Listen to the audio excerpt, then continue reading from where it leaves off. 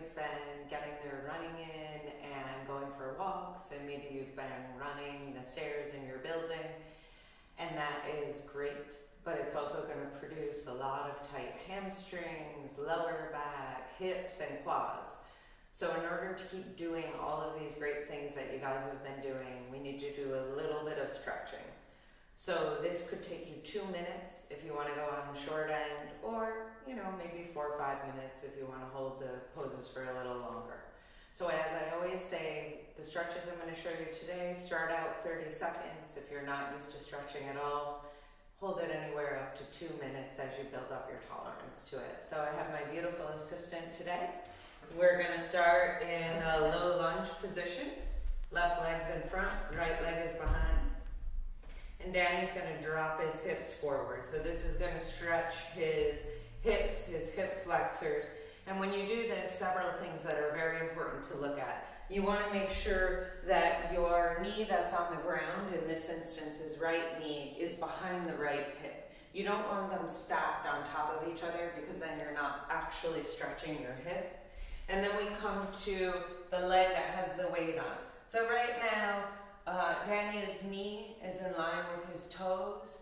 I don't prefer that for alignment. I like the knee in line with the ankle. So I would have him move his foot up a little bit more so that there's a nice good structure here supporting the leg. Knee just about in line with the ankle or even a little bit behind. You don't want it to come forward on the toes. And then from here, his knee is going to track towards his second toe. So his hip is open. He's dropping those hips forward. He can rest his hands on his thighs if he wants to, or reach up towards the sky.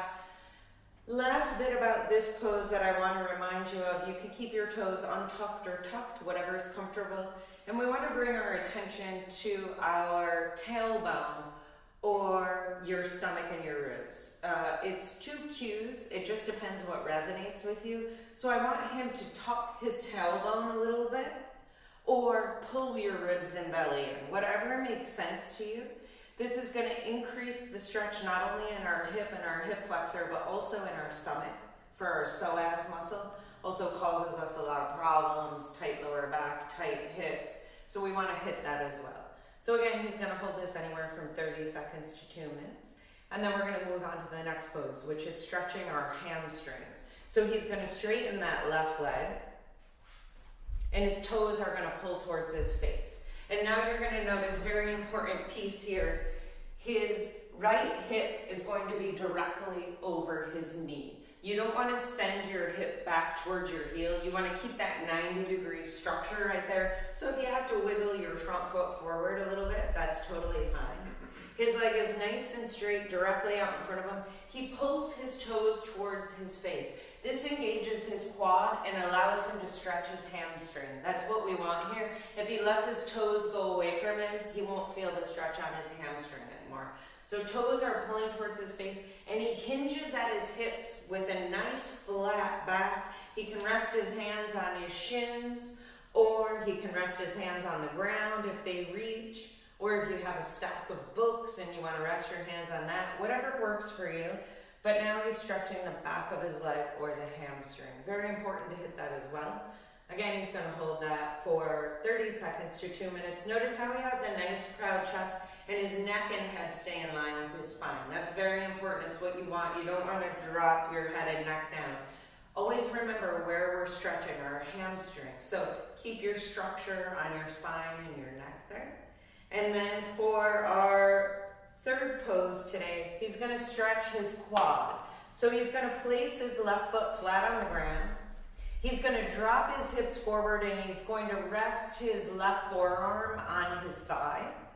He's going to kick his right heel towards his butt and reach around for his foot with his right hand. He's going to drop his hips forward here. So you want to keep simultaneously dropping your hips forward while you're pulling your heel towards your hip.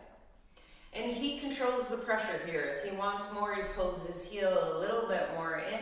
If he wants to ease up a little bit, he takes some pressure off. Ideally, you're off of your kneecap here onto the top of your thigh. This one could prove difficult for people. So we have variation of this. He's going to release that foot. If you can't get into this pose, he's going to come to lying flat on his belly. He's going to prop himself up with his left forearm like he's watching a movie or TV. He's going to bend his right leg, and he's going to take his right hand and reach around for his heel, stretching the quad. Exact same thing we were doing just a moment ago, only it's much easier for him to reach this time. When you do this one, you want to make sure your knees stay hips distance apart. You don't want your knee to start to come way out towards the side, because then you won't be stretching your quad anymore. So knees stay hips distance apart. And he gently pulls his heel towards his hip, and he's stretching his quad.